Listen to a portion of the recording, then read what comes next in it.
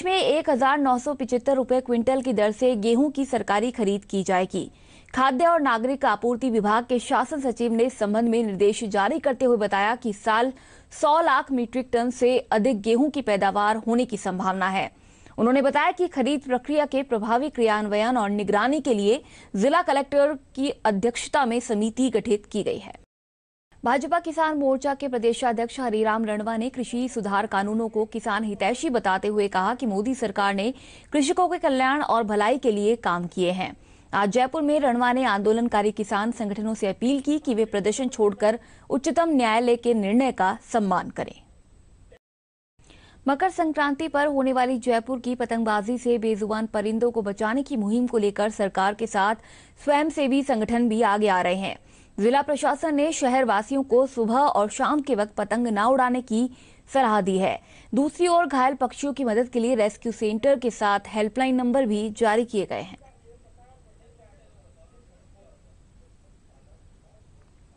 मकर संक्रांति के पर्व पर पतंगबाजी नागरिक करते हैं, तो हम प्रथम श्रेणी पशु चिकित्सालय गांधीनगर में हमारी तरफ से पूरे विभाग की तरफ से व्यवस्थाएं हैं और हमारा पूरा स्टाफ मुस्तैद सुबह से लेकर के रात तक मुस्तैद तरीके से कार्य करेगा।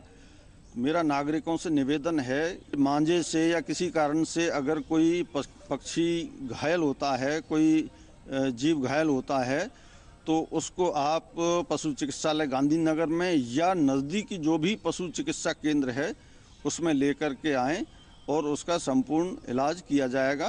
कल इन पक्षियों का बहुत खास करके ध्यान रखा जाए और क्योंकि इनकी जुबान नहीं होती, कुछ बोल नहीं सकते, कोई भी पतंग जो भी उड़ाए बिल्कुल सोच समझ के, बिल्कुल इनका ध्यान रखते के साथ उड़ाए। पतंग तो हमारे मज़े के लिए हैं और हमारे मज़े से इनका नुकसान होता है, इसलिए हमें इन पतंग ज़्यादा अच्छी ऐसे सही से ध्यान से उड़ानी चाहिए। मकर संक्रांति है, हमें कबूतरों का बहुत ध्यान रखना है, ध्यान से आप पतंग उड़ाएं। बच्चों की पतंग जब उड़ती हैं तो जिस तरीके से इन माजा जिस तरीके से इनको काटता है, तो शरीर मेरा भी वही है और एक जानवर का भी वही है। जो दर्द उनको होता है वही मुझे होता है, तो इसको लेके भी हम बहुत फिक्रमंद हैं और बराबर इसमें मीडिया में भी ये सब कुछ आ रहा है लोगों को जागरूक करने के लिए। और मुझे बहुत खुशी होगी कि लोग बाग इन परिंदों का भी ख्याल रखें और इंसानों को भी ख्याल रखें।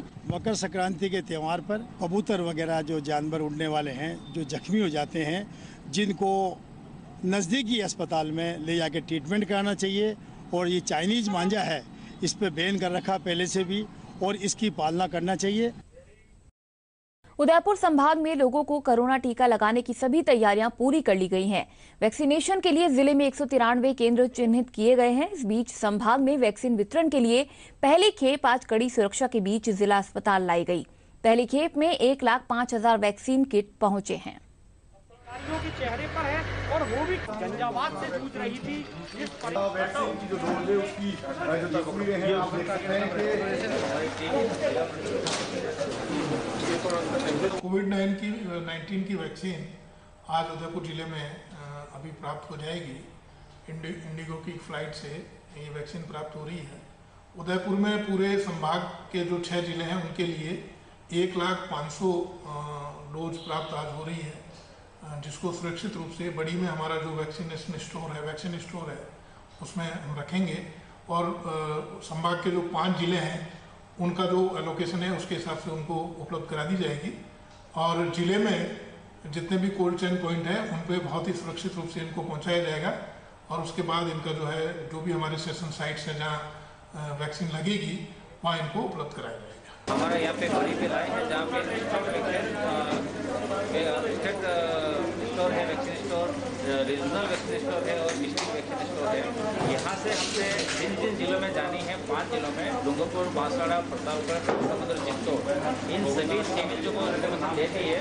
सब पुलिस जाब्ते के साथ यहाँ पे 4 बजे आएंगे और अपने अपने जिले की वैक्सीन ले जाएंगे। इसी के साथ ही हमारे जो जिले में जो 12 ब्लॉक हैं और शहर हैं, इनको भी वैक्सीन सभी PCO को अपनी व्हीकल लेके बुलाए हैं। इनको भी पुलिस की सुरक्षा के साथ वैक्सीन को की जाएगी। जैसे कि आज हमारे उदयपुर जिले में 17 जगह ड्राई रन हुआ और 16 तारीख को 12 जगह लॉन्चिंग है। वहाँ पे 16 तारीख को सभी 12 जगह में 300 और लाभार्थियों को वैक्सीन दिया जाएगा। भ्रष्टाचार निरोधक ब्यूरो ने दौसा में बड़ी कार्रवाई करते हुए बांदीकुई और दौसा जिला मुख्यालय के उपखंड अधिकारियों को 5-5 लाख रुपए की रिश्वत लेते हुए गिरफ्तार किया है। विभाग के पुलिस महानिदेशक BL सोनी और अतिरिक्त महानिदेशक दिनेश MN ने पत्रकारों को बताया कि आरोपियों के खिलाफ एक कंस्ट्रक्शन कंपनी द्वारा शिकायत दर्ज की गई थी।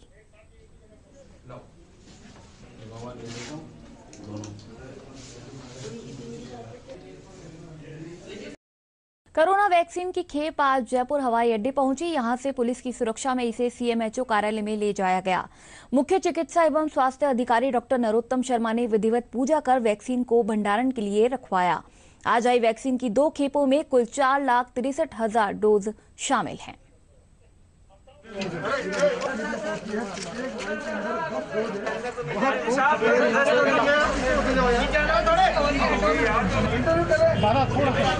कुल जो हमने आपको बताया 6 लाख और 3500 डोज 3,500 डोज प्राप्त हुई हैं और उदयपुर डिवीजन के लिए अलग से प्राप्त हुई हैं। उदयपुर डिवीजन जो है अपने स्तर पे जो है उनको निर्देशित कर दिया गया है, वो अपने डिवीजन के सभी जिलों में कल शाम तक सप्लाई कर देगा। बाकी जिले जो हैं शेष रहे जिलों को जयपुर से ही वैक्सीन सप्लाई की जाएंगी। वैक्सीन वैन हमने बुला लिए हैं, रात तक जो है सारे वैक्सीन वैन यहाँ पहुँच जाएंगे। सुबह सबको वैक्सीन देके हम रवाना कर देंगे। वैक्सीनेशन के लिए जो है हमारे चिकित्सक, हमारे नर्सिंग स्टाफ, हमारा पैरामेडिकल स्टाफ पूरा मुस्तैद है और वैक्सीनेशन करने के लिए तैयार है।